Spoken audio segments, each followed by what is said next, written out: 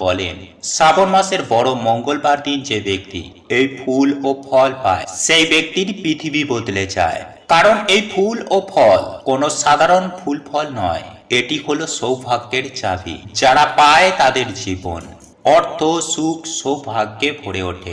বাড়ি থেকে সমস্ত রকমের নেগেটিভ এনার্জির নাশ করে দেয়।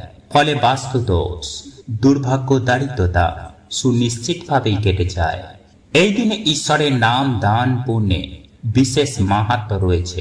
এই দিনে পূর্বপুরুষের আত্মার শান্তি কামনা করে ভগবানের কাছে ধূপ ধুনো দেখানো উচিত। বন্ধুরা, এই দিনে সকালে ঘুম থেকে উঠেই আপনারা রাম নাম নিতে একদম ভুলবেন না।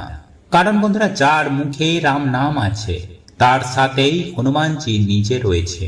তাই সকালে ঘুম থেকে উঠেই আপনারা এই মন্ত্রটি বলতে একদম ভুলবেন না। আর তা হচ্ছে,